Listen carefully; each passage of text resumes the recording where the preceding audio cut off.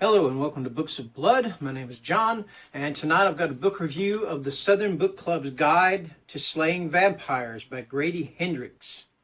I'm going to read the synopsis and then I'm going to give you my thoughts on the book. All right? In every book we read, no one ever thought anything bad was happening until it was too late.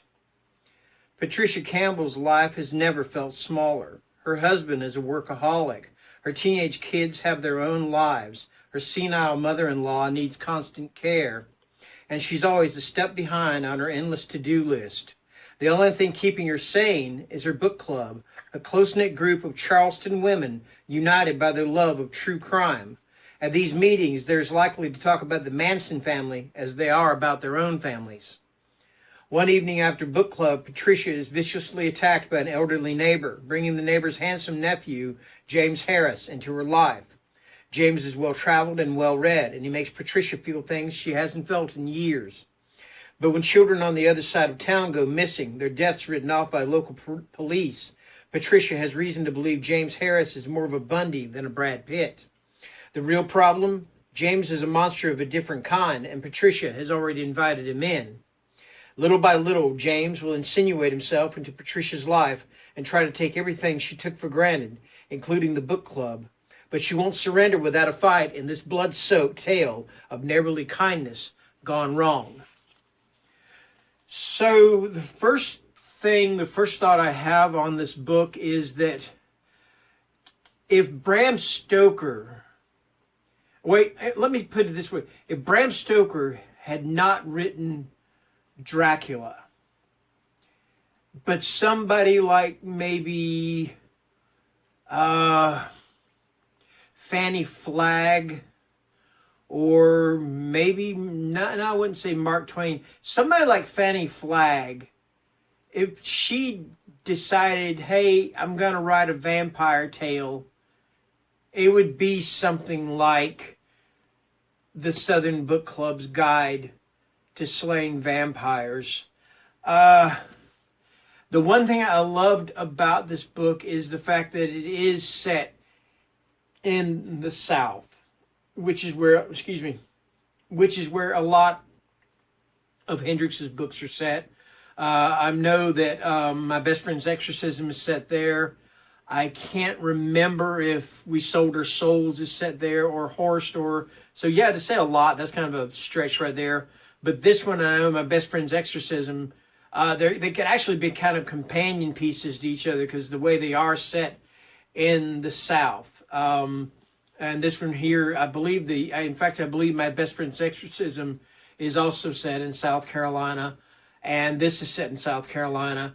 And I love that fact because that's where I'm from. So to read something a little bit about my home state, and the fact that it's set in Charleston, which is just a beautiful setting in the first place. And he mentions things that I was familiar with, like Irmo, the Carolina-Clemson football game, things like that. And I also felt like this book, I also felt it took place during a time, most of it takes place during a time where women were still kind of expected to just kind of toe the line with their husbands. The men were the ones that made decisions. Women just sat around in book clubs and did things, But it turns out that the women are the strongest characters in this book, especially the main character, Patricia Campbell. So yeah, I kind of think this book could also kind of be a representation or a metaphorical way of saying that women are a whole lot stronger than you think they are, so don't take advantage of them. Which is what the main villain of this book, James Harris, that basically turns out to be kind of his downfall. I don't want to give away spoilers if you haven't read it.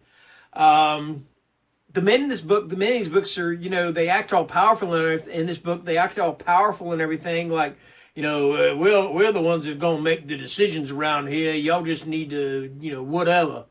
And I really don't get that. I don't think that's the case. They're weak. To me, these men are weak. The men fall under the influence of this James Harris faster than the women do. And some of the women do. All right, but it's more the men. So yeah. That being said, what else was I going to say about it? But yeah, to me, like I said, this almost seemed like to me a southern retelling of Dracula.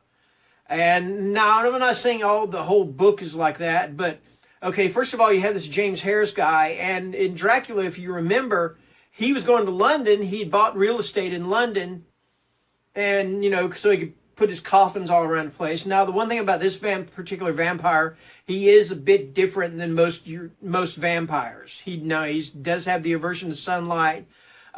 He doesn't age, but the way he takes blood is a little bit different. But this James Harris guy, he has this whole real estate thing going on, just like Dracula did. The only thing that James Harris doesn't have is he doesn't have a Renfield. All right. And to me, the character of Mrs. Green, who is a black woman, she's kind of a housekeeper for these families. And she's the one who kind of lets Patricia know that there are children that are disappearing, and it's more than likely because of this man, this James Harris. So they've got to prove it. To be honest with you, I got a feeling she was more the Van Helsing character. Patricia, to me, would have been perhaps Jonathan or Mina, one of the two Harkers. So, yeah. And then, again, there's just other little similarities to Dracula that I saw in this. But overall, I loved this book.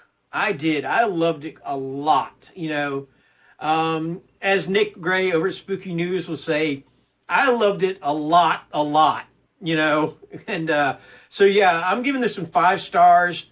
And it's gotten to the point where with Grady Hendrix, I have yet to be disappointed by a book. So I am definitely looking forward to what he's going to come up with next.